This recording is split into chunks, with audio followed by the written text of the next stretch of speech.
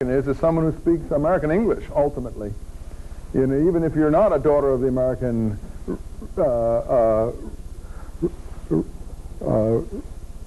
Revolution, or you didn't come on the Mayflower, so you speak American English. What an Arab is someone who speaks Arabic. So you have that area for the Arab cultural inheritance. You have the North African, West African area for the Moroccan.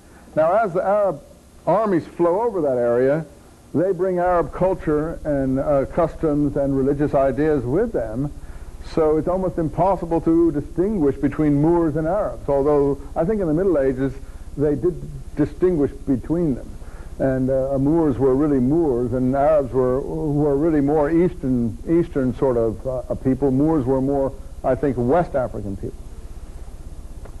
But all of these people contribute to the influx into Spain, and this influx is quite a massive influx, apparently, because of the facts that I quoted to you before about all of these different cities that came from different Arab areas, and were actually had tribal affiliations going back to the Middle East.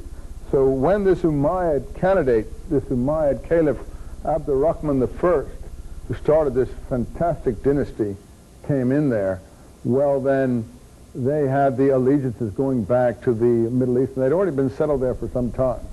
What I didn't cover in my previous talk, what I wanted to tell you a little bit about was the Umayyad achievements.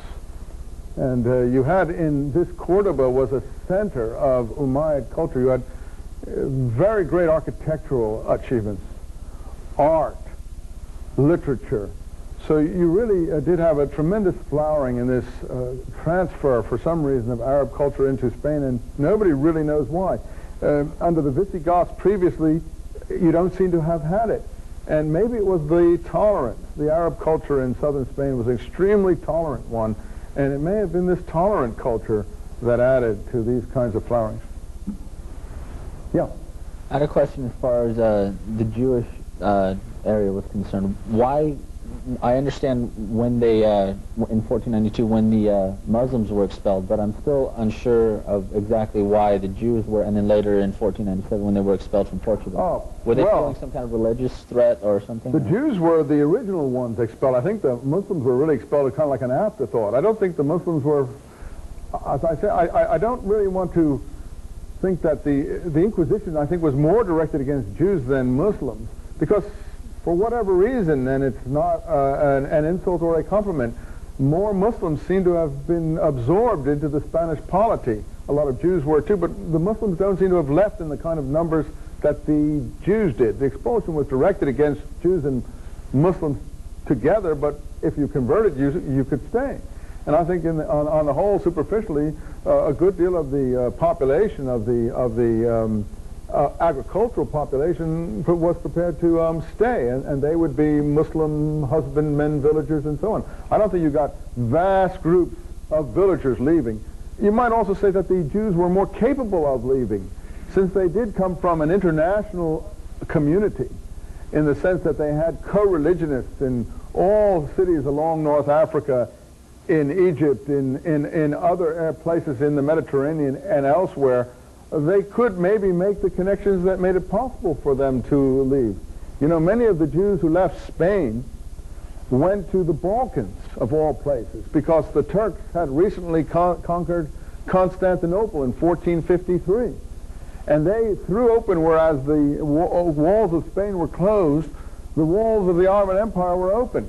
And many of these Jews went and settled originally in Constantinople or Istanbul, and then spread out into different Balkan cities. And the Greek city, that you may have heard of, Saloniki, was very largely a Jewish city, with Jewish longshoremen and everything. And they spoke a kind of strange Judeo-Arabic tongue, a Judeo-Spanish tongue. And the Jews called it Ladino. They spoke the tongue of Spain in the Balkans for many centuries. That community, by the way, was more or less wiped out under Hitler in the last century. But they spoke this Ladino. So I think a lot of the Jews did go to these other areas. You ask about Portugal. Well, Spanish regulations were not applied in Portugal until 1497 for some reason. And then the regulations that had been applied in Spain also were applied in Portugal. So that 5-year lapse was the reason for what the reason for that 5-year lapse was only because Portugal was still an open country. And 5 years later, the expulsions, for some reason, I don't know what the political manipulations or negotiations were that brought that about, but Portugal also was closed. I would like to add one thing about the Inquisition. You know, the Inquisition was a way of ferreting out people who were not true Christians. People who had, it wasn't really a way of punishing outsiders, it was a way of punishing or looking into people who were superficial Christians but had not really become Christian and had not taken Christianity to their heart. And that's why you have the tortures and all the other things associated with it.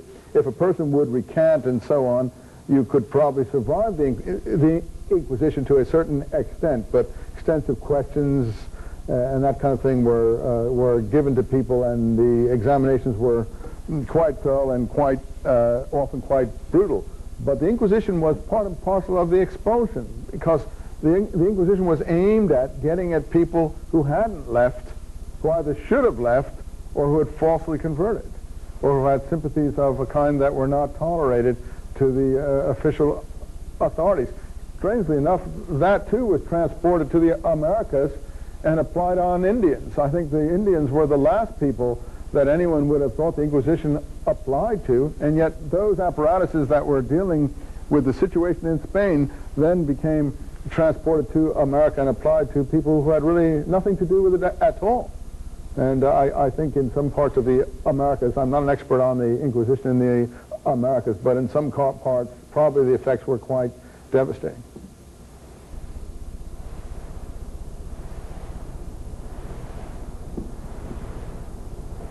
Anyone else? Okay. Well, I appreciate your attendance, and I hope that you continue your studies in a rich manner. Thank you.